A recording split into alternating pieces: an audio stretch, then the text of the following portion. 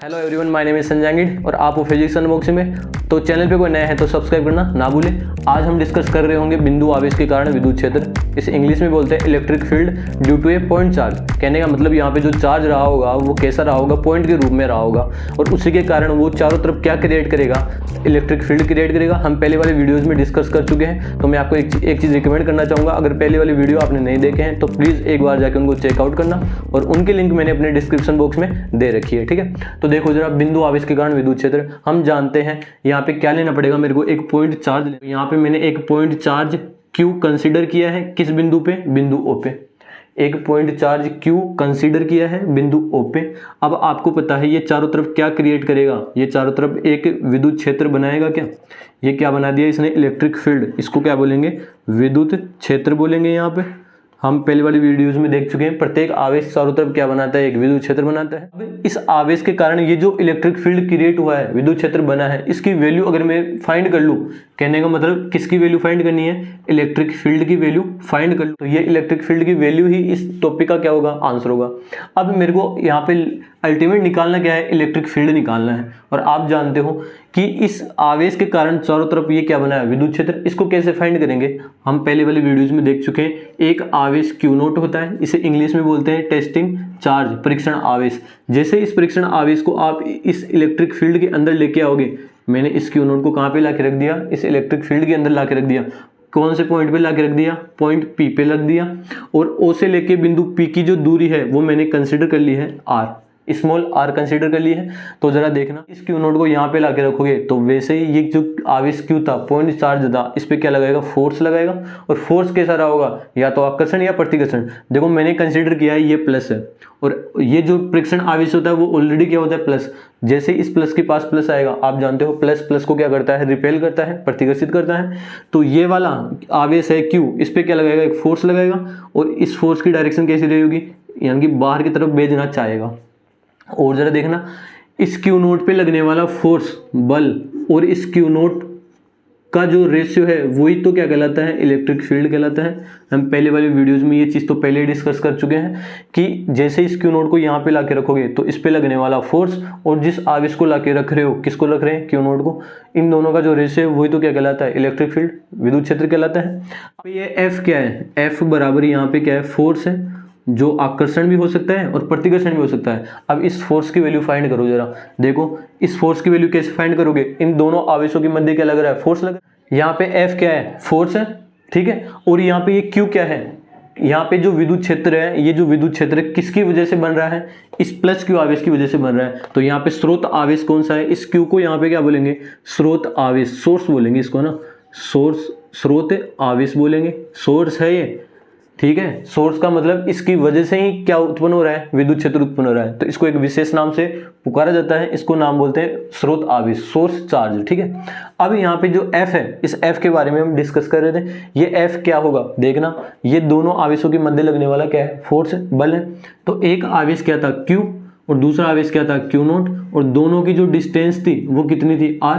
ये बिंदु O था और ये बिंदु P था। तो यहाँ ये वाली कंडीशन हम पढ़ चुके हैं कूलाम के नियम में, और कूलाम के नियम में जो बल लगता है वो कितना होता है, F बराबर K, पहला आवेश और दूसरा आवेश, पहला आवेश कितना है Q, दूसरा आवेश कितना है Q नोट, और दोनों आवेशों के मध्य की दूरी का वर्ग कर दो, यही तो क्या होता है, कूलाम बल होता है। कूलाम का लॉ है, उसके अनुसार क्या लिख दिया मैंने, फोर्स लिख दिया। इस फोर्स की वैल्यू को उठा के यहाँ पे रख दो, तो देखो यहाँ पे इलेक्ट्रिक फील्ड कितना आएगा, E बराबर F की जगह F रखो, कितना है F, K Q naught upon R square. और डिवाइड किसका करना है, F नोट Q नोट का, Q नोट का डिवाइड करेंगे। तो मैंने Q नोट का क्या कर दिया, डिवाइड, Q नोट से Q नोट कैंसिल। तो यहाँ पे जो आंसर आया वो कितना आया, KQ अपॉन R स्क्वायर। इसको मैं यहाँ पे लिख देता हूँ, जो इलेक्ट्रिक फील्ड आया है वो कितना आया है, KQ अपॉन R स्क्वायर आया है। और एक चीज़ गौर करना, ये जो Q है, ये जो Q है वो कौन सा है, स्रोत आवेश है। ये Q कौन सा है, स्रोत आवेश है। इस पूरे जो फॉर्मूले में है, जैसे आपने कूलाम का नियम, कूलाम का जो बल है वो आपने उंगलियों पे याद रख रखा है, KQ1 Q2 upon R square होता है। वैसे आपको ये भी पता होना चाहिए, जो बिंदु आवेश होता है, ये क्या है, पॉइंट चार्ज है, बिंदु आवेश है, इसके कारण जो विद्युत क्षेत्र होता है वो कितना होता है, K। इसके की वैल्यू 1/4 पाई एप्सिलॉन नॉट भी हो सकती है और 1/4 पाई एप्सिलॉन भी हो सकती है। क्यों हो सकती है? इनके मध्य या अगर निर्वात रही होगी तो एप्सिलॉन नॉट लिखना है और माध्यम रहा होगा तो एप्सिलॉन लिखना है। वो चीज़ हम बाद में डिस्कस करेंगे। क्यू क्या है? स्रोत आवेश। किस आवेश की वजह से उत्पन्न हो रहा है ये? मतलब जिस आवेश की वजह से उत्पन्न हो वो वाला आवेश यहाँ पे रखना है और उन दोनों आवेशों के मध्य की दूरी का स्क्वायर करना है। वही क्या होता है? बिंदु आवेश के कारण विद्युत क्षेत्र। और इसी चीज़ को हम सिस्टमेटिक तरीके से अब लिखने जा रहे हैं। एक बार इसे आप उतार लो।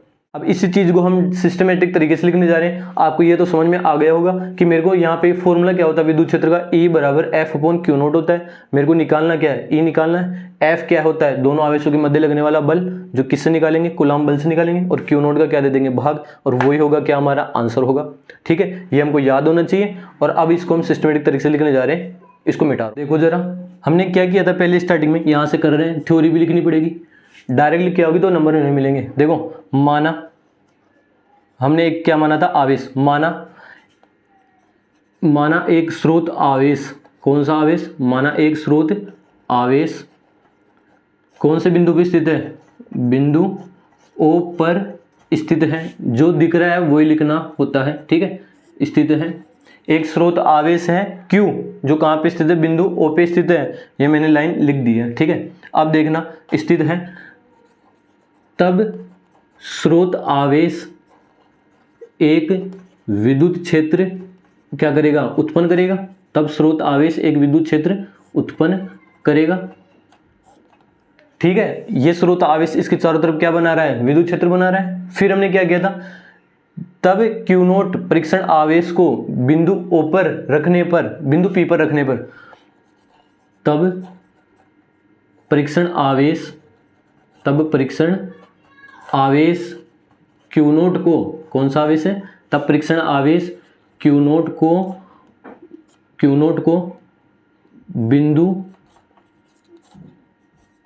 P पर रखने पर तथा, देखो जैसे बिंदु P पे रखेंगे तो इस पे क्या लगेगा? एक फोर्स। देखो मैं यहाँ पे एक चीज भूल चुका हूँ, स्रोत आवेश। यहाँ पे क्या आएगा?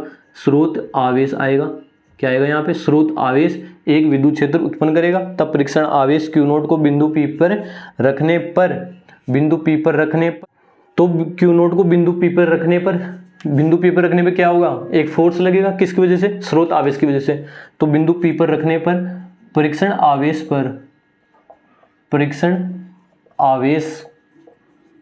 पर लगने वाला बल, पहले तो लगने वाला बल निकालेंगे। किस पे? इस परीक्षण आवेश पर लगने वाला बल किसके अनुसार निकालेंगे? कूलाम के नियम से निकालेंगे।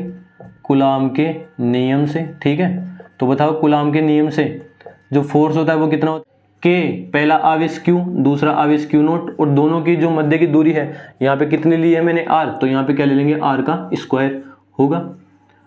और एक लाइन और कि बिंदु O और बिंदु P के बीच की दूरी कितनी है? स्मॉल r है। बिंदु O व बिंदु P के मध्य की दूरी, कितनी है? स्मॉल r है। तो लिखेंगे तब स्रोत आवेश के कारण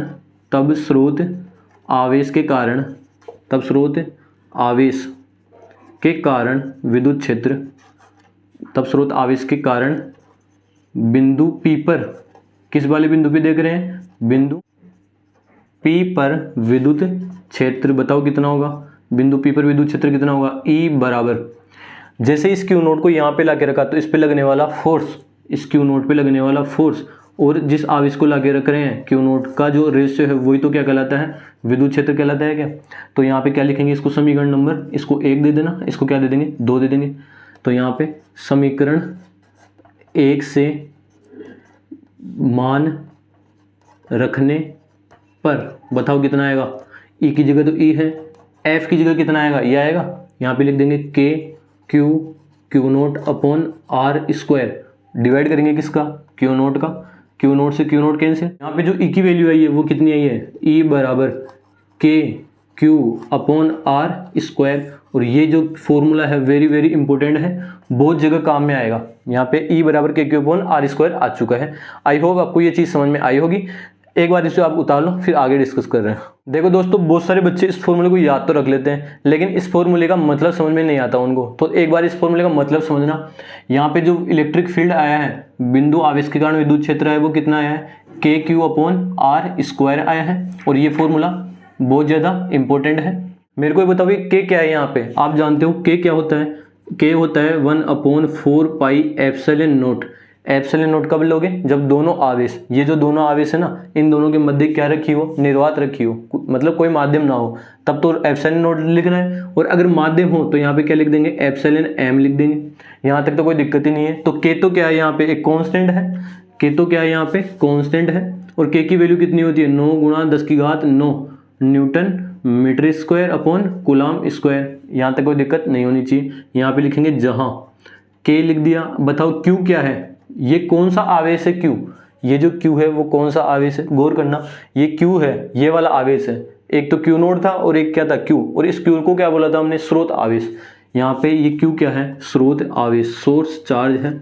यानी कि वो वाला आवेश लेना है आपको। इस फॉर्मूले में देखो के की जगह तो क्यू है, के आएगा, लेकिन इस आवेश की जगह कौन सा आवेश लेना है? दो आवेश होते हैं, परीक्षण आवेश और स्रोत आवेश। तो यहाँ पे ये क्यू क्या है, स्रोत आवेश। तो आपको वो आवेश लेना है जिसकी वजह से क्या बन रहा है, विद्युत क्षेत्र बन रहा है। तो स्रोत आवेश क्यों बोल रहे हैं, क्योंकि इसी की वजह से यहाँ पे क्या बन रहा था, विद्युत क्षेत्र। देखो इस क्यू की वजह से तो क्या बन रहा था, विद्युत क्षेत्र। इस क्यू नोट का कोई प्रभाव नहीं पड़ेगा विद्युत क्षेत्र में। आगे देखना जरा। और ये आर क्या है, दोनों आवेशों के बीच की दूरी है। दोनों आवेशों के बीच की क्या है, दूरी। देखो दोस्तों, इस फॉर्मूले का जो मतलब था मैंने समझा दिया है, और एक एग्जांपल से समझा रहा हूँ कि कैसे फॉर्मूला बनाना होता है। तो देखना जरा। एक आवेश मान लिया मैंने Q1 मान लिया। इसकी वजह से क्या बन रहा है, विद्युत क्षेत्र बन रहा है। ये क्या बना दिया, विद्युत क्षेत्र बना दिया। इस आवेश के कारण विद्युत क्षेत्र ये रहा। मान लो कोई आवेश था Q2, हमेशा Q0 ही नहीं लेके आएंगे, कई बार क्वेश्चनों में अलग आवेश भी दे सकता है। जैसे इस Q2 को यहाँ पे लाके रखोगे तो इन दोनों आवेशों के मध्य की दूरी मैंने स्मॉल r मान ली है। तो बताओ इस Q1 की वजह से क्या उत्पन्न होगा, विद्युत क्षेत्र उत्पन्न होगा। और जिसकी वैल्यू कितनी होगी, E बराबर, पहले तो आएगा K, फिर आएगा Q क्या था, स्रोत आवेश। तो बताओ यहाँ पे जो विद्युत क्षेत्र है वो किस आवेश की वजह से है, Q1 की वजह से या Q2 की वजह से? आपका आंसर होगा Q1 की वजह से। तो यहाँ पे जो आवेश आएगा वो कौन सा आएगा, Q1 आएगा। फिर दोनों आवेशों की मध्य की दूरी का क्या करना है, स्क्वायर करना है। इस प्रकार हम वहाँ पे क्या लिखेंगे, विद्युत क्षेत्र लिखेंगे, किसी भी क्वेश्चन में अगर लिखना पड़ेगा तो। इस टॉपिक में कुछ चीजें हैं जो आपको और पता होनी चाहिए। यहाँ पे एक नोट लिख के कर लेते हैं, इनको नोट लिख रहे हैं। तो पहला पॉइंट क्या है नोट का, देखना जरा। पहले मेरे को बताओ, यहाँ पे जो विद्युत क्षेत्र आया है, यहाँ पे जो विद्युत क्षेत्र आया है वो क्या परीक्षण आवेश पे निर्भर कर रहा है क्या? देखो इस फॉर्मूले में कहीं पे भी परीक्षण आवेश आ रहा है क्या? मतलब इस आवेश को यहाँ पे लाके रखा तो इसकी वजह से विद्युत क्षेत्र उत्पन्न नहीं हो रहा। यहाँ पे किसकी वजह से उत्पन्न हो रहा है, इस क्यू की वजह से। तो यहाँ पे फर्स्ट पॉइंट आप लिख सकते हो, जो विद्युत क्षेत्र है बिंदु आवेश के कारण वह परीक्षण आवेश पर निर्भर नहीं करता। तो यहाँ पे हम लिखेंगे बिंदु आवेश के कारण विद्युत क्षेत्र, बिंदु आवेश के कारण विद्युत क्षेत्र, बिंदु आवेश के कारण विद्युत क्षेत्र परीक्षण आवेश पर निर्भर नहीं करता है, परीक्षण आवेश पर निर्भर नहीं करता है। ठीक है, नहीं करता है। और ये चीज़ आपको पता होनी चाहिए। नोट का फर्स्ट पॉइंट समझ में आ गया कि जो जैसे ही हम परीक्षण आवेश को लाके रखेंगे तो उस पर निर्भर नहीं करेगा कौन, विद्युत क्षेत्र। सेकंड पॉइंट देखना नोट का। सेकंड पॉइंट ये बताओ मेरे को आप, जैसे जैसे आप दूरी बढ़ाओगे तो वहाँ पे विद्युत क्षेत्र बढ़ेगा या घटेगा? मतलब दूरी और विद्युत क्षेत्र पे क्या रिलेशन है, देखना इस फॉर्मूले से। दोनों एक दूसरे के कैसे हैं, व्युत्क्रमानुपाती है क्या? तो यहाँ से आप क्या लिखोगे, E व्युत्क्रमानुपाती 1/r²। कहने का मतलब यहाँ से आप क्या बोल सकते हो, अगर मैं r बढ़ा दूँ, दूरी बढ़ा दूँ, अगर ये बढ़ा दूँ तो ये क्या हो जाएगी, कम हो जाएगी। व्युत्क्रमानुपाती का मतलब तो ये होता है ना, E वहाँ पे क्या हो जाएगा, कम हो जाएगा। अगर मैं वहाँ पे r कम कर दूँ, दोनों को पास ला के रख दूँ, दोनों आवेशों को, तो वहाँ पे विद्युत क्षेत्र क्या हो जाएगा, बढ़ जाएगा। ठीक है, ये इसका मतलब है। अगर मैं ग्राफ देखना चाहूँ, E व r के मध्य ग्राफ और व्युत्क्रमानुपाती का ग्राफ तो आप जानते ही हो, 11वीं क्लास में पढ़ रखा होगा आपने। ये मैंने y एक्स पे ले लिया है विद्युत क्षेत्र और x एक्स पे ले लिया है दूरी। बताओ व्युत्क्रमानुपाती का ग्राफ कैसा होता है, ऐसा होता है अर्धचंद्राकार। ठीक है, इसका मतलब क्या है, किसी भी पॉइंट पे जहाँ पे विद्युत क्षेत्र ज़्यादा है वहाँ पे दूरी क्या है, कम है। और जहाँ पे दूरी कम है वहाँ विद्युत क्षेत्र क्या है, ज़्यादा। आप इसको यहाँ से समझ सकते हो। अब थर्ड पॉइंट देखना जरा, मेरे को एक क्वेश्चन बताओ, ये जो ई है विद्युत क्षेत्र है वो वहाँ पे सदिश है या अदिश है? आप पढ़ चुके हो पहले वाली वीडियोज़ में कि विद्युत क्षेत्र एक कौन सी राशि है? सदिश है। तो सदिश के अंदर क्या क्या होते हैं? परिमाण और दिशा। तो ये तो इसका क्या है? परिमाण है। अब दिशा कैसे लिखनी है? विद्युत क्षेत्र की दिशा मैंने पहले वाली वीडियोज में एक लाइन लिखाई थी कि जिस दिशा में बल लग रहा होता है, मतलब विद्युत क्षेत्र की दिशा बल के कैसे होती है? अनुदिश। मतलब जिस तरफ बल उस तरफ क्या लेनी है? विद्युत क्षेत्र की दिशा लेनी है। बल लग रहा होता है उस तरफ क्या होती है? विद्युत क्षेत्र की दिशा होती है। हम पहले वाली वीडियोज में ये पॉइंट डिस्कस भी कर चुके हैं और वापस इस पॉइंट को यहाँ पे लिख रहे हैं। देखना, एक एग्जांपल से समझा रहा हूँ। थर्ड पॉइंट है नोट का, ये जो थर्ड पॉइंट है वो ये है, मान लिया मैंने कोई क्यू आवेश था ना, स्रोत आवेश कौन से बिंदु पे रखा था? बिंदु ओ पे। इससे स्मॉल r दूरी पे बिंदु P पे कोई दूसरा आवेश कौन सा रखा था? स्रोत आवेश क्यू नोट लाके रखा था क्या? यही तो डायग्राम था। यहाँ पे मेरे को बताना, मैंने मान लिया है ये जो परीक्षण आवेश वो कैसा है? धनावेश। और मानना क्या है? परीक्षण आवेश तो हमेशा क्या रहता है? धनावेश रहता है। और ये जो स्रोत आवेश है वो तो चेंज हो सकता है ना, पॉजिटिव भी हो सकता है और नेगेटिव भी हो सकता है। तो मैंने इसको मान लिया यहाँ पे पहली वाली स्थिति में पॉजिटिव मान लिया है। जब दोनों ही क्या रहे होंगे? पॉजिटिव रहे होंगे, तो इनके मध्य लगने वाला बल भी कैसा होगा? प्रतिकर्षण होगा, मतलब एक दूसरे से दूर जाने चाहेंगे। तो देखना, ये प्लस क्यू स्रोत आवेश इस परीक्षण आवेश पे क्या लगाएगा? बल लगाएगा। और जिसकी दिशा कैसी होगी? इन दोनों को जोड़ने वाली रेखा के अनुदिश होगी। मतलब ये वाला चाहेगा इस पे धक्का लगाना, और किस वाली लाइन के अनुदिश लगाएगा? इस वाली लाइन के अनुदिश इस पे क्या लगाएगा? बल लगाएगा। अब मेरे को बताना, इस वाली स्थिति में जो विद्युत क्षेत्र आएगा वो कितना आएगा? E बराबर KQ/R² आएगा क्या? ये तो इसका क्या है? परिमाण। और इसकी दिशा देखना जरा, इस E की जो दिशा है वो कैसी रहेगी? इसकी दिशा रहेगी बिंदु O से बिंदु P की तरफ। क्यों रहेगी? क्योंकि जिस दिशा में बल होता है ना, उसी दिशा में क्या होता है? विद्युत क्षेत्र होता है। तो बल इस दिशा में है, बल इस दिशा में है, तो विद्युत क्षेत्र भी किस दिशा में होगा? बल की दिशा में ही होगा। तो यहाँ पे दिशा कैसी रही होगी? बल के अनुदिश। कैसे रही होगी? बल के अनुदिश। आई होप समझ में आया होगा। और बल किस दिशा में लग रहा है? O से P की तरफ, O से बिंदु P की तरफ लग रहा है, यानी से O से P की तरफ क्या है? बल की दिशा है, विद्युत क्षेत्र की दिशा है। ठीक है। सेकंड पॉइंट देखना, ये इसका फर्स्ट पॉइंट है, थर्ड का फर्स्ट है, थर्ड का सेकंड पॉइंट देखना। ये मान लिया मैंने Q आवेश, स्रोत आवेश, इससे R दूरी पे कोई परीक्षण आवेश Q नोट कंसिडर कर लिया है बिंदु P पे, ये बिंदु O था। ये तो हमेशा ही पॉजिटिव रहता है। अब की बार इस स्रोत आवेश को मैंने क्या मान लिया है? नेगेटिव मान लिया है। तो देखना जरा, दोनों आवेशों के मध्य क्या लगेगा? आकर्षण। ये माइनस Q इस Q नोट पे बल लगाएगा, वो किस दिशा में लगाएगा? अपनी तरफ खींचेगा, इसको अपनी तरफ खींचेगा। मतलब यहाँ पे जो बल की दिशा है वो कैसी आएगी? इस दिशा में आएगी क्या? और जिस दिशा में बल होता है उसी डायरेक्शन में क्या होता है? विद्युत क्षेत्र भी तो होता है, ई वेक्टर भी तो होता है। यहाँ पे वेक्टर लगा लेना, यहाँ पे क्या है? विद्युत क्षेत्र। ठीक है, ये ई क्या है? वेक्टर है। यहाँ पे माइनस Q आवेश है जो Q नोट पे कैसे बल लगाएगा? अपनी तरफ खींचेगा इसको। तो जिस दिशा में बल होगा उस दिशा में क्या होगा? विद्युत क्षेत्र। तो विद्युत क्षेत्र पे क्या लगा लेना? एक वेक्टर लगा लेना। यहाँ पे भी वेक्टर लगा लेते हैं। ठीक है। अब यहाँ पे विद्युत क्षेत्र का जो परिमाण है, विद्युत क्षेत्र की जो तीव्रता है, वो यहाँ पे भी क्या रहेगी? KQ/R² ही रहेगी। मतलब परिमाण तो देखो यहाँ पे और यहाँ पे दोनों जगह क्या रहेगा? सेम रहेगा। लेकिन जो दिशा, इस दिशा में बल रहा होगा उस दिशा में क्या रहता है? विद्युत क्षेत्र रहता है। तो देखो बल की डायरेक्शन ये है, तो विद्युत क्षेत्र भी इस डायरेक्शन में ही होगा। तो ये दिशा है, जो इसकी दिशा है विद्युत क्षेत्र की, वो कैसे आएगी? बल के अनुदिश आएगी। मतलब जिस दिशा में बल रहेगा उस दिशा में क्या आएगी? दिशा। देखो बल अब की बार इस डायरेक्शन में है, बिंदु P से O की तरफ। तो यहाँ पे जो दिशा है वो कैसे लिखोगे? O से P की तरफ आएगी। ठीक है। इस वाले टॉपिक में हमने क्या किया? एक स्रोत आवेश लिया Q, एक परीक्षण आवेश लिया Q नोट। इस Q नोट को स्रोत आवेश के पास लाके R दूरी पे रखा।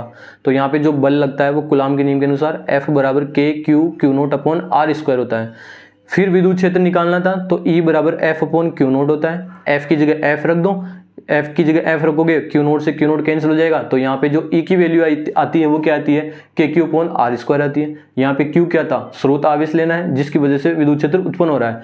और देखना, पहला पॉइंट नोट का हमने डिस्कस किया कि यहाँ पे जो विद्युत क्षेत्र है वो परीक्षण आवेश पर निर्भर नहीं करता, क्योंकि इस फॉर्मूले में परीक्षण आवेश का कोई रोल नहीं है। सेकंड पॉइंट, दूरी के साथ रिलेशन देखा कि विद्युत क्षेत्र बढ़ता है तो दूरी क्या करनी पड़ती है? दोनों आवेशों की कम करनी पड़ती है। और दूरी बढ़ानी है तो विद्युत क्षेत्र वहाँ पे क्या हो जाता है? कम हो जाता है। पॉइंट हमने डिस्कस किया कि यहाँ पे विद्युत क्षेत्र की डायरेक्शन क्या होती है, क्योंकि विद्युत क्षेत्र क्या है? सदिश है।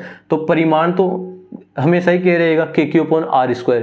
लेकिन डायरेक्शन है, जो डायरेक्शन हमेशा कैसे लेनी है, बल के अनुदिश। ये OP की तरफ मत लिखना, आप तो सिंपल सा माइंड में ये रखना, जिस डायरेक्शन में बल लग रहा है मतलब या तो बल आकर्षण होगा या प्रतिकर्षण होगा। अब उसकी दिशा तो आपको देखनी आनी चाहिए।